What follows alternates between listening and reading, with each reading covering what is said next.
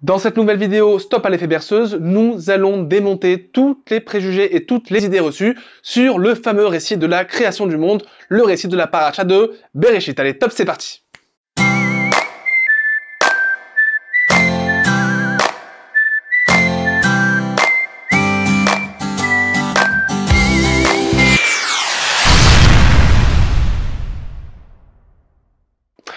Bonjour à toutes et à tous, c'est Jérémy de Temima où on diffuse des enseignements de Torah de manière claire et accessible dans le but de développer sa personnalité. Dans cette nouvelle vidéo, nous allons désactiver l'effet berceuse, c'est-à-dire le phénomène qui fait que nous arrêtons de réfléchir sur les histoires de la Bible que nous entendons depuis petit à force d'habitude. Si vous voulez en savoir plus, vous pouvez regarder la vidéo précédente où vous retrouverez le détail. Le lien se trouve dans la description, juste en dessous de la vidéo. Et au passage, si vous n'êtes toujours pas abonné à notre chaîne, il suffit de cliquer sur le bouton s'abonner et sur la petite clochette qui l'accompagne. D'abord, pour ne rien rater des vidéos de Temima, et parce que votre soutien nous fait plaisir.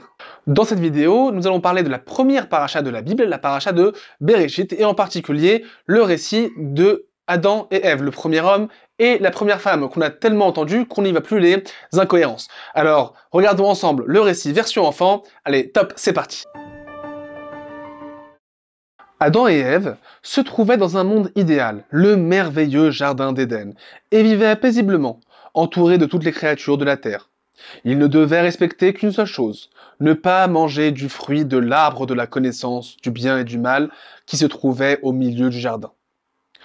Tout allait pour le mieux, mais le méchant serpent incita Ève à consommer du fruit défendu. Elle en mangea et en donna aussi à Adam. En réaction à leur faute, Dieu chassa Adam et Ève du jardin d'Éden et les punit. Adam et toute sa descendance devra travailler dur pour que la terre produise ses fruits, et Ève devra enfanter dans la douleur. Et alors là, il y a plusieurs questions qui se posent sur ce récit. D'abord, premièrement, si le jardin d'Éden est un monde idéal où règne le bien absolu, comment se fait-il qu'il y ait un méchant serpent au milieu? Ouais, c'est pas faux. Deuxièmement, comme vous le savez dans l'histoire, c'est le serpent qui a incité Ève à consommer du fruit de l'arbre de connaissance du bien et du mal. Mais encore une fois, comment se fait-il qu'un serpent parle? Bon, Harry Potter, c'est pas une preuve, hein. Et la troisième question, c'est la cerise sur le gâteau, c'est Adam et Ève qui consomment du fruit défendu, et c'est toute l'humanité qui prend dans la tête. Donc, messieurs, si vous travaillez dur pour obtenir votre subsistance, c'est parce qu'il y a 5780 ans, Adam a mangé du fruit défendu. Mesdames, si vous avez des nausées, si vous avez 9 mois de grossesse, une péridurale et des contractions, c'est parce que Ève, il y a 5780 ans, a écouté ce fichu serpent qui parle. Et c'est d'autant plus curieux que la Torah dit elle-même explicitement Lo yumtu avot al banim ou banim lo yumtu al avot, ish bechet o yumatu, c'est-à-dire que les pères ne périront pas pour la faute de leurs enfants, et les enfants ne périront pas à cause de la faute de leur père. Chacun prendra la responsabilité de ses propres fautes.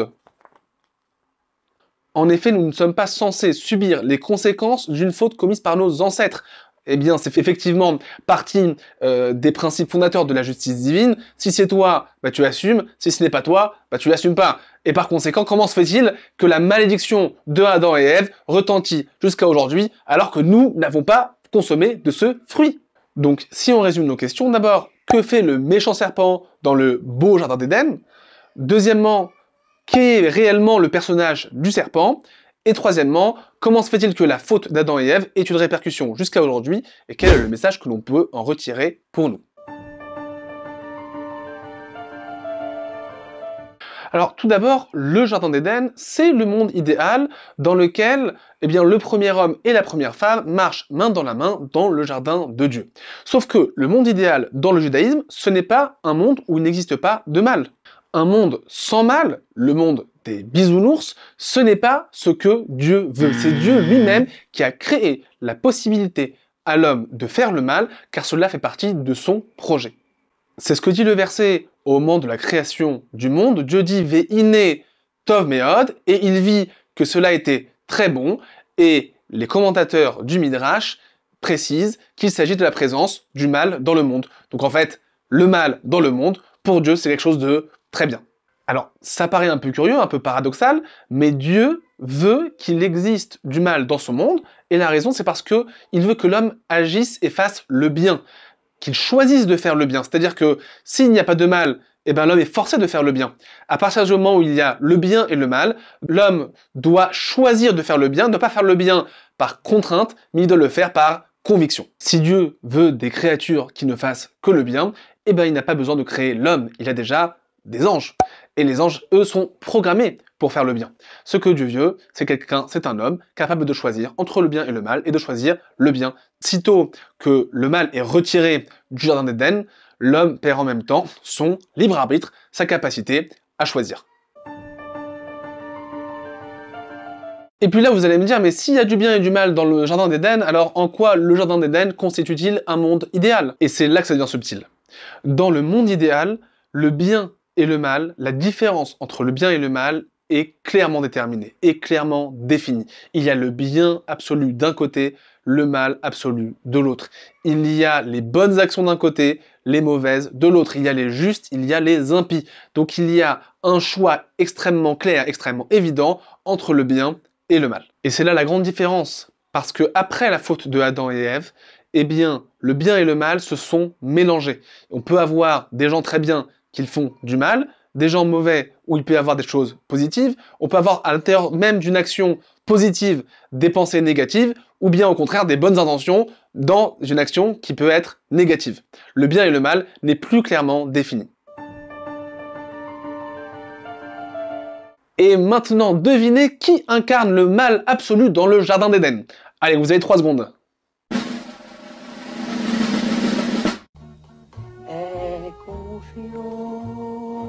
Et oui, c'est le serpent. Le serpent n'est pas un simple serpent à sonnette, mais selon l'enseignement du Zohar, le livre de base de la mystique juive, le serpent est l'incarnation du mauvais penchant, le penchant du mal.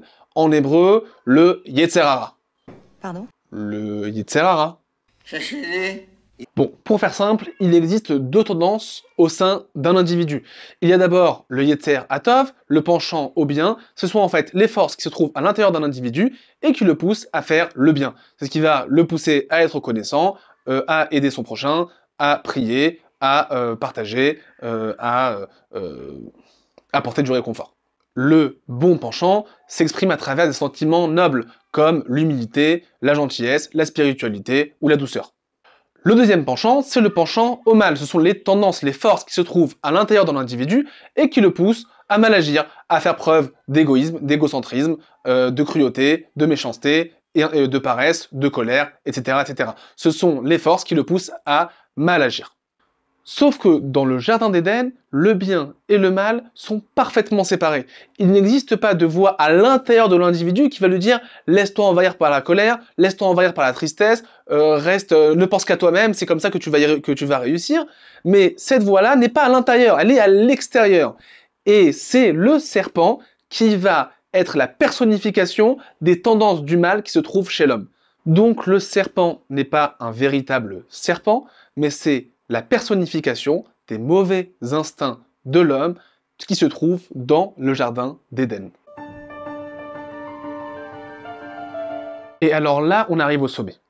Parce que finalement, si le bien et le mal sont clairement séparés, que le serpent constitue le mal absolu, et que tout le reste constitue le bien absolu du monde, comment se fait-il que Adam et Ève, avec un seul commandement à respecter de ne pas manger de ce fruit, comment se fait-il qu'ils soient tombés dans le panneau? C'était quand même pas si compliqué.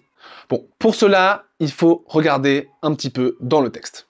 Alors regardons, que dit Dieu à Adam? Hachem, Dieu, ordonna à Adam en disant « Tu mangeras de tout arbre du jardin.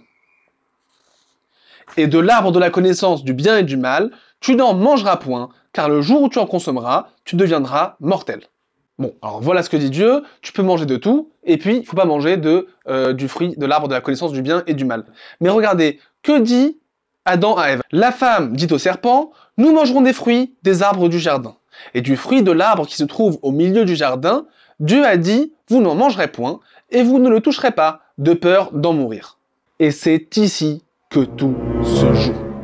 Dieu a dit à Adam 2 choses. La première, il a le droit de consommer de tous les fruits des arbres du jardin. La deuxième, il lui a interdit de consommer du fruit de l'arbre de la connaissance du bien et du mal qui se trouve au milieu du jardin. Or, écoutons de nouveau ce que Ève a dit au serpent. Nous mangerons des fruits du jardin et du fruit de l'arbre qui se trouve au milieu du jardin. Dieu a dit, vous n'en mangerez point et vous ne le toucherez pas de peur d'en mourir.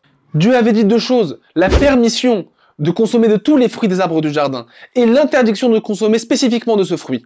Ève a retenu une seule chose, elle n'a retenu de Dieu que l'interdiction. Elle a dit, oui, on peut manger de tous les fruits de l'arbre du jardin, mais pour celui du bien et du mal, Dieu a dit, vous n'en mangerez point. Donc finalement, elle a associé à Dieu l'idée de l'interdiction. Et voilà la faute du premier homme et de la première femme. C'est de se focaliser sur le négatif, se focaliser sur l'interdiction et oublier ou bien prendre pour acquis ce qui est permis.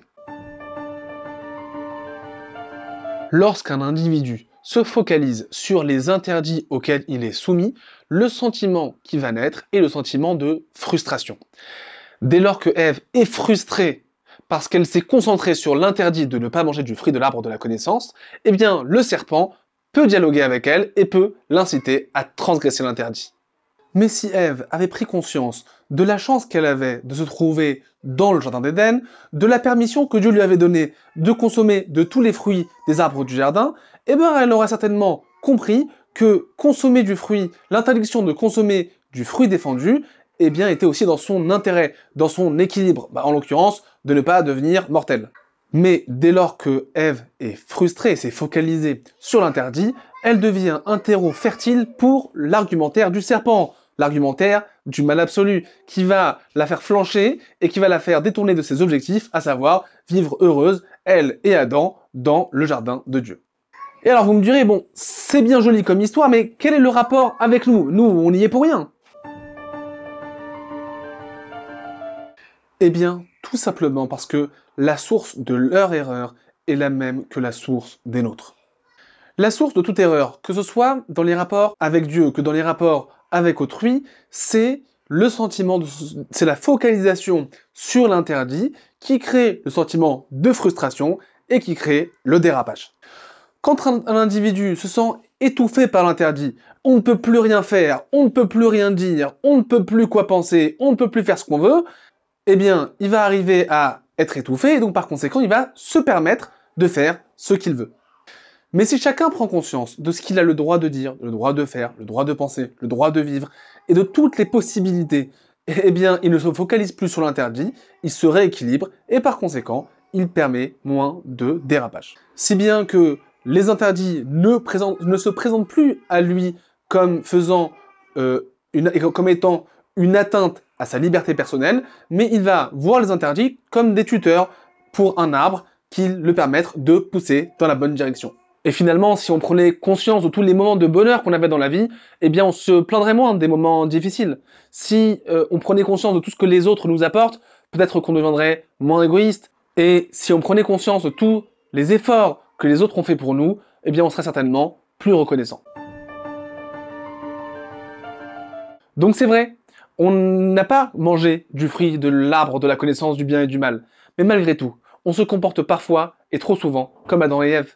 On reçoit beaucoup, et on se concentre sur l'interdit, sur ce que l'on ne peut pas avoir. C'est pour cela que, selon la Kabbale, le monde n'arrivera à son entière réparation que lorsque l'homme aura réparé la faute de Adam et Ève. Car lorsque l'homme aura compris que le projet de la Torah, c'est l'éducation d'un individu, et que l'éducation, c'est sa liberté de l'homme dans le cadre de Dieu, eh bien il n'aura plus de frustration, il ne prendra plus les interdictions comme des contraintes, il sera tout simplement épanoui. À partir du moment où un individu est épanoui, il peut exprimer tout le bien qui se trouve à l'intérieur de lui et le mettre au service des autres. On est là à l'aboutissement du monde. Et par conséquent, l'homme redevient éligible au jardin d'Éden. C'est la fin de cet épisode, stop à l'effet berceuse, j'espère que ça vous a plu, que ça vous fait réfléchir et que ça vous donne tout simplement l'envie d'aller plus loin. Je vous invite à mettre un like si vous avez aimé cette vidéo, mettez en commentaire les questions que vous avez, je tâcherai d'y répondre, et si vous n'êtes pas encore abonné, pensez à vous abonner et cliquez sur la clochette. On se voit à très bientôt pour un prochain épisode de Stop à l'effet berceuse. À très bientôt sur Temima.